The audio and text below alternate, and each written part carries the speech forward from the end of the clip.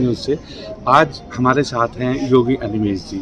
तो मैं योगी जी से जानना चाहूँगा कि ओज, आप एक ओज जो हमारी फाउंडेशन है उसके बारे में दर्शक जरूर जानना चाहेंगे कि ये जो वर्ड है ये क्या शो करता है, ओज है क्या बेसिकली। नमो नारायण। संजीव शर्मा जी, आपने बहुत ही अच्छा सवाल किया है कि जब तक हमें किसी चीज़ की महत्ता पता नहीं चलेगी या जिस शब्द का पूरा महत्व नहीं पता चलेगा, हम उसके बारे में कोई धारणा या कोई स्वीकृति या कोई समर्थी नहीं बना सकते। तो ओज का जो महत्वपूर्ण अर्थ ये बनता है कि आपके अंदर बहता हुआ एक तेज, बहता हुआ एक विवेक जो किसी अल्ट्रासाउंड में नहीं आ सकता, किसी एक्सरे मशीन में नहीं आ सकता या किसी प्रकार से वो प्रत्यक्ष दृष्टि से दिखने वाला तत्व नहीं है। लेकिन वो दिखता है कब? जब आपके निर्णय असंतुलित हो जाएं, आप समाज के प्रति भ्रमित हो जाएं, आप अपने कर्म के प्रति भ्रमित हो जाएं, आप प्रकृति के प्रति भ्रमित हो जाएं, जब आपके जीवन में व्यक्तिगत ये चीज़ें निकलकर जब समाज को भी असंतुलित करना शुरू कर दे, तो अब आपके अंदर ओज का अभाव आ जाता है।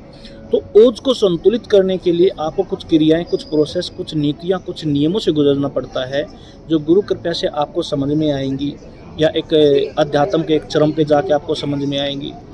तो ओज का असल मतलब ही ये है कि जो आपके अंदर अभाव हैं, उन अभावों को दूर करके आपको परम तत्व की तरफ लेके जाए। और ये चर्चा का विषय नहीं है, ये अनुभूति का विषय है। जब तक आप उसे अनुभव नहीं होंगे तो इसी प्रकार से ये अपने जीवन में लगी रहेगी कि शिव लिंग भी तभी परमात्मा लगता है जब उसके अंदर आस्था और विश्वास प्रकट होगा, अन्यथा वो एक पत्थर के अलावा दूसरी समुदाय का, दूसरी चीज़ों, व्यक्तियों को वो कुछ नहीं दिखेगा। नमो नारायण। बहुत बहुत धन्यवाद योगी जी, आपने इतने अच्छी तरीके से जो ओज को वो किया है, तो दर्शकों को वाकई ये लगेगा कि इसकी अनुभूति कैसे, इसकी अनुभूति होती है, कैसे इसका ज्ञान होता है। तो आज इस विषय पे इन्होंने अपने विचार रखे। तो दोस्तों और भी आगे देखते रहिए, आपके सामने अनेकों विचार ऐसे आएंगे जो आपकी ज़िंदगी को बदल देंगे। ये सब धार्मिक और सांसारिक जो चीज़ें हैं, ये हमें जो ज्ञान जानने को मिलती हैं, वो एक बहुत ही हमारे लिए प्रेरणादायक है। और मैं आपका तहे दिल से शुक्रिया अदा करता हूँ। नमो नारायण।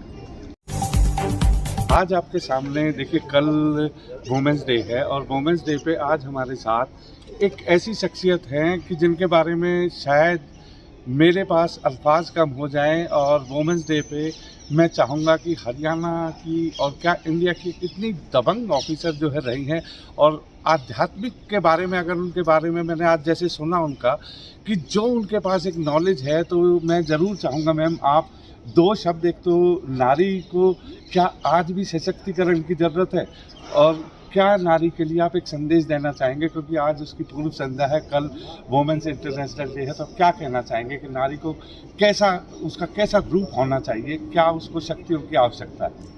बिल्कुल सही है, आपने कहा कि नारी तो स्वयं शक्ति है, शिव की शक्ति नारी ही है। लेकिन आज जो समाज है, समाज में जो पुरुष प्रभु सत्ता समाज है, उसमें नारी की स्थिति, आप ये शहरी नारियों को या हमें ना देखें, वो नारी की जो स्थिति है ना, अब भी बहुत दयनीय है। पर दुख इस बात का है कि जिनको जो भी कानून बने हैं, जो भी एक्ट बने हैं, जिनको वास्तव में मदद की जरूरत है ना, उनको तो इस बात का ज्ञान ही नहीं है। और जो थोड़ी सी उच्छृंखल महिलाएं या नारी हैं, जिनको इस कानून का पता है कि इस फंदे में कैसे पुरुष को उलझाया जाता है, वो इसका उपयोग कर रही हैं। उसको आप चाहे दुरुपयोग कहें, वो कर रही हैं। ये बिल्कुल सही है कि नारी को सशक्त होना चाहिए और नारी को सशक्तिकरण के लिए समाज में हर जागरूक व्यक्ति को प्रयास करना चाहिए, हर इंसान को प्रयास करना चाहिए। लेकिन जो नारी के एक पुरुष बनने की चाह है ना, कि मैं जब बराबर आऊंगी, जब हमें समानता दिखाई देगी, कि जब मैं वो ऐसा कार्य करूँ। मैं आपको एक उदाहरण बताती हूँ। कल परसों ही मेरे एक डॉक्टर से बात हो रही थी, तो उनको कोई इन्फेक्शन था और लेडी डॉक्टर ने उनको कहा कि ये जो मेडिसिन है आपको भी 5 दिन खानी होगी, आपके हस्बैंड को भी खानी होगी, लेकिन इस मेडिसिन के साथ उनसे रिक्वेस्ट कीजिएगा वो ड्रिंक ना करें। अब बोली कि आपने केवल हस्बैंड को क्यों बोला, कि मैं भी उनके साथ बैठ के ड्रिंक करती हूँ, आपने मुझे ये बात क्यों नहीं कही।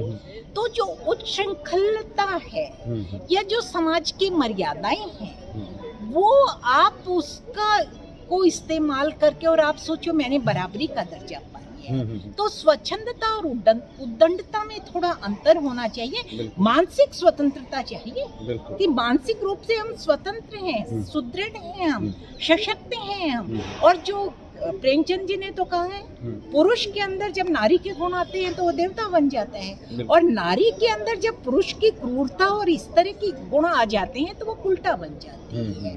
तो समाज में दोनों एक गाड़ी के पहिए हैं, एक दूसरे को ओवरलैप नहीं कर सकता, दोनों पहियों को बराबर सशक्त होना है, लेकिन सीमाएं अपनी हैं, मर्यादाएं अपनी हैं। वैचारिक स्वतंत्रता जरूर चाहिए, सोचने के चाहिए, घूमने की स्वतंत्रता चाहिए, भोजन खाने पीने की स्वतंत्रता चाहिए, उसको दबाव और अभाव ना हो, उसको भय और डर ना हो, निर्भय अवश्य होनी चाहिए। और यही मेरा सभी बहनों को, महिलाओं को, कन्याओं को और नारियों को एक यही संदेश है कि जो कल अंतर्राष्ट्रीय महिला दिवस है उस पर हम एक ये निर्णय लें, सोच बनाएं, या मैं ये नहीं कहती वचन भरे, वचन तो तोड़ने के लिए भर दिए जाते हैं, एक अफर्मेशन जरूर करें कि हम समाज को सुदृढ़ बनाएंगे, स्वयं सुदृढ़ बनाएंगे, और अपने घर को, अपने घर में ये नहीं होता कि विवाह करें ना करें, रहे हो एक्सटेंडेड फैमिली जो है उसको खुशहाल बनाएंगे, और जब वो उनको खुशहाल बनाएंगे तो स्वयं खुशहाल हो जाएंगे।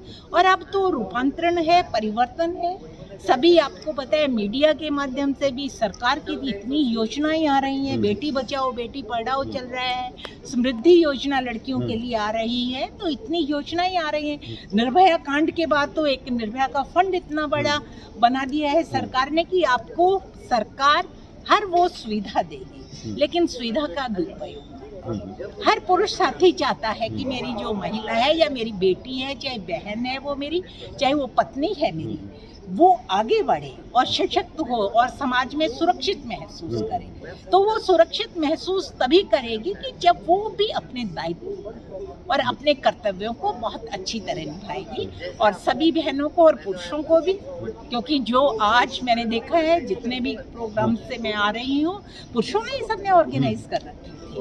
तो सभी को बहुत बहुत बधाई हो, क्योंकि समान लिंग के आधार पर सबको समानता होनी चाहिए, और उसी के प्रयास में आप भी लगे हैं, हम भी लगे हैं, सबको बहुत बहुत बधाई। बहुत Arts Unplugged, and also heard about OJ Foundation.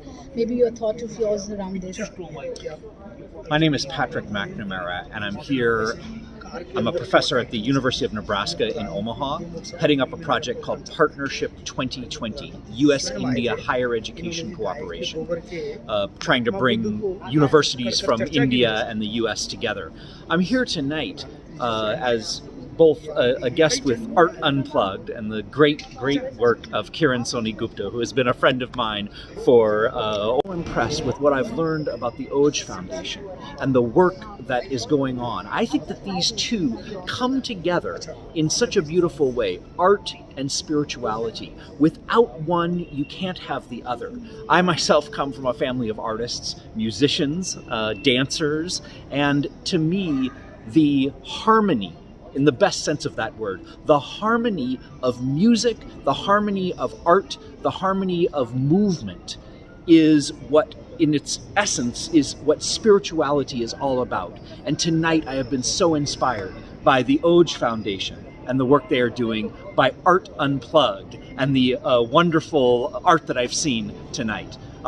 This is, I think, the kind of export that the world needs. India has a gift for the world in the spirituality and long tradition of art that has gone on here. And I hope that, especially the West, is receptive to this great gift from India. Thank you. Thank you.